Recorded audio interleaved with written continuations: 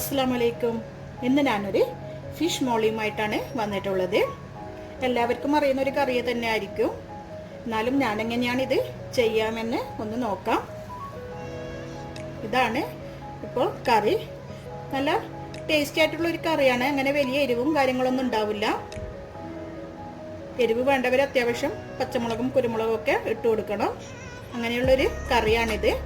നമുക്കിതെങ്ങനെ ഉണ്ടാക്കാമെന്നൊന്ന് നോക്കാം. പാൻ ഇവിടെ ചൂടായിട്ടുണ്ട്. നമുക്ക് വെളിച്ചെണ്ണ ഒഴിച്ചു കൊടുക്കാം.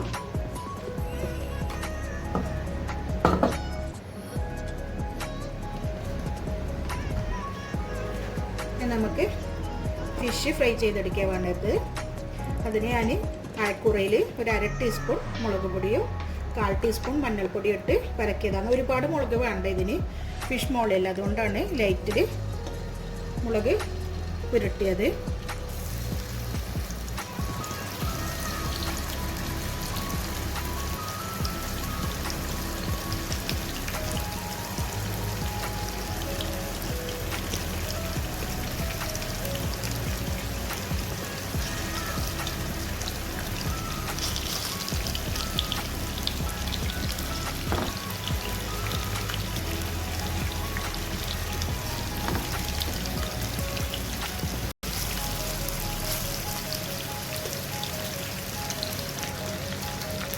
ഇതിപ്പോൾ റെഡി ആയിട്ടുണ്ട്.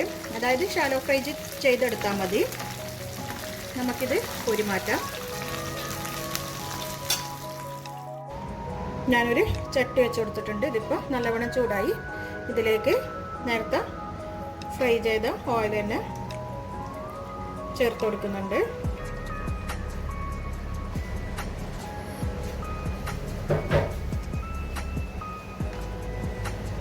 കുറച്ചും കൂടി ഓയിൽ വേണം. അപ്പം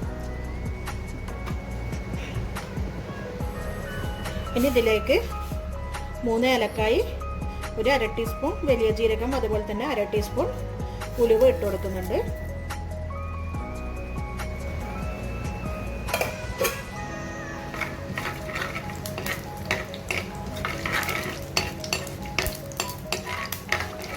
ഇതൊന്ന് പൊട്ടി വന്നാൽ നമുക്കിതിലേക്ക് ഒരു ഉള്ളി ചെറുതായി കട്ട് ചെയ്തത് ചേർത്ത് കൊടുക്കാം.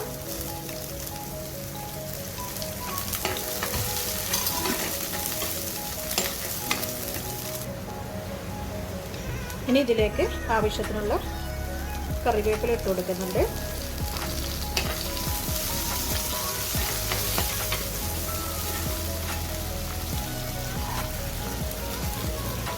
അതിൻ്റെ കൂടെ ഒരു 6 അല്ലി വലിയ വെളുത്തുള്ളി ചെറുതായി കട്ട് ചെയ്തതും, അതുപോലെ തന്നെ ഒരു ചെറിയൊരു കഷ്ണം ഇഞ്ചിയും കൂടി ചേർത്ത് കൊടുക്കാം.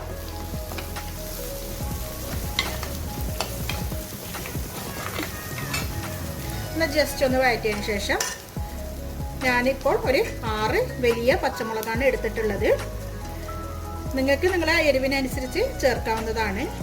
പിന്നെ ഫിഷ് മോളിക്ക് അത്ര വലിയ എരിവ് വേണ്ട, പക്ഷേ നമ്മൾക്കൊക്കെ അത്യാവശ്യം എരിവ് വേണം. ഇവിടെ എല്ലാവർക്കും എരിവ് അത്യാവശ്യം വേണം. അതുകൊണ്ടാണ് ഞാൻ ഇത്രയും ചേർക്കുന്നത്. നിങ്ങൾക്ക് നിങ്ങളുടെ എരിവിനനുസരിച്ച് ചേർക്കാവുന്നതാണ്.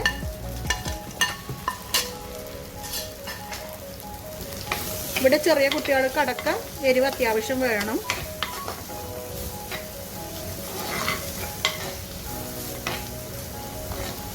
നമുക്കിതൊന്ന് നല്ലവണ്ണം ഒന്ന് വഴറ്റിയെടുക്കാം. ഒരു 1/2 ടീസ്പൂൺ മഞ്ഞൾ പൗഡറും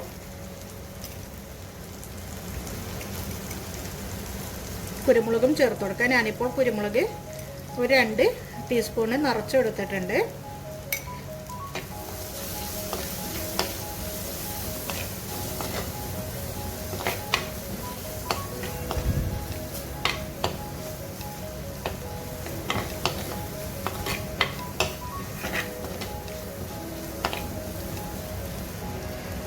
ഞാനിനി ഇതിലേക്ക് ചേർത്ത് കൊടുക്കുന്നത് 3 കപ്പ് നല്ല കട്ടി തേങ്ങാപ്പാലാണ്.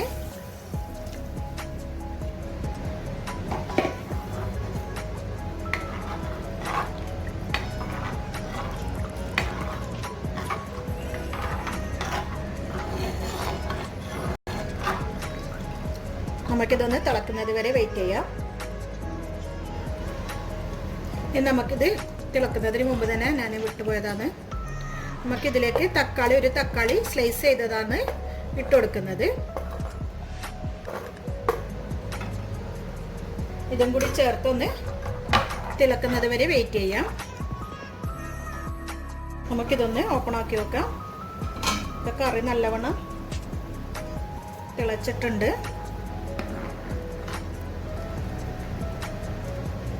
നമുക്ക് ഈ ടൈമിൽ ഉപ്പൊക്കെ നോക്കാം.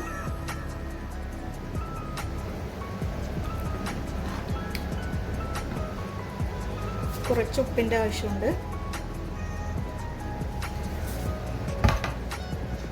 ഇനി നമുക്കിതിലേക്ക് ഫ്രൈ ചെയ്ത ഫിഷ് ഇട്ട് കൊടുക്കാം.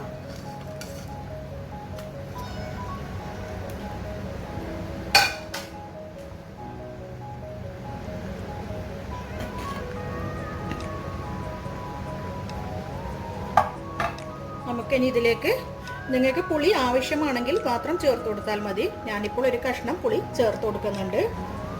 ഞാൻ ഈ ഒരു വലിപ്പത്തിലുള്ള ഒരു കഷ്ണം പുളി ഇതിലേക്ക് ഇട്ട് കൊടുക്കുന്നുണ്ട്. ചെറിയൊരു പുളിൻ്റെ ഒരു കുറവുണ്ട്. നിങ്ങൾ തക്കാളിക്ക് നല്ല പുളിയില്ല തക്കാളി ആണെങ്കിൽ നിങ്ങൾ നോക്കിയിട്ട് ചേർത്ത് കൊടുത്താൽ മതി. നമുക്കിതൊന്ന് അടച്ചു വെച്ചൊന്ന് ഒരു 5 മിനിറ്റ് ഒന്ന് കുക്ക് ചെയ്തെടുക്കാം. കറി ഇപ്പോൾ അത്യാവശ്യം തിളച്ച് റെഡിയായി വന്നിട്ടുണ്ട്. ഇനി നമുക്ക് ഇതിലേക്ക് ഒരു സാധനം കൂടി ചേർത്ത് കൊടുക്കാനുണ്ട്. അതായത് കോൺഫ്ലോർ കലക്കിയത്. ഇത് കട്ടിയാവണ്ടേ, അതിന് വേണ്ടിയിട്ടാണ് കോൺഫ്ലോർ കലക്കിയത് ഒഴിച്ചു കൊടുക്കുന്നത്.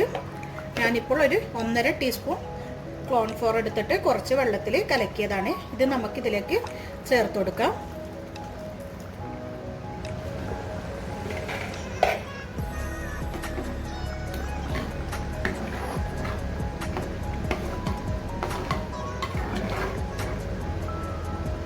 ഒരു 2 മിനിറ്റും കൂടി അടച്ചൊന്ന് കുക്ക് ചെയ്യാം.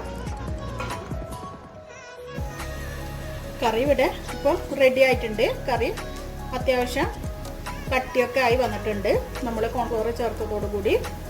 ഇനി ഇതിലേക്ക് ഞാനൊരു കഷ്ണം ഉള്ളി വെളിച്ചെണ്ണയിൽ ഒന്ന് പൊരിച്ചെടുത്തിട്ടുണ്ട്.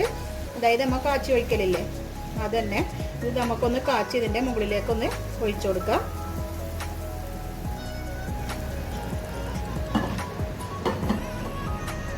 അങ്ങനെ നമ്മൾ ടേസ്റ്റി ആയിട്ടുള്ള ഫിഷ് മോളി ഇവിടെ റെഡി ആയിട്ടുണ്ട്. തീർച്ചയായും എല്ലാവരും ഒന്ന് ട്രൈ ചെയ്ത് നോക്കുക. അതുപോലെ തന്നെ എൻ്റെ വീഡിയോ നിങ്ങൾ ആദ്യമായി കാണുന്നവരാണെങ്കിൽ, ഇതുവരെ സബ്സ്ക്രൈബ് ചെയ്യാത്തവരാണെങ്കിൽ തീർച്ചയായും ഒന്ന് സബ്സ്ക്രൈബ് ചെയ്യണം. അതുപോലെ തൊട്ടടുത്തുള്ള ബെല്ലൈക്കൺ കൂടി ഒന്ന് പ്രസ് ചെയ്യുകയാണെങ്കിൽ ഞാൻ പുതിയ വീഡിയോസ് ഇടുമ്പോൾ നോട്ടിഫിക്കേഷൻ ലഭിക്കുന്നതാണ്.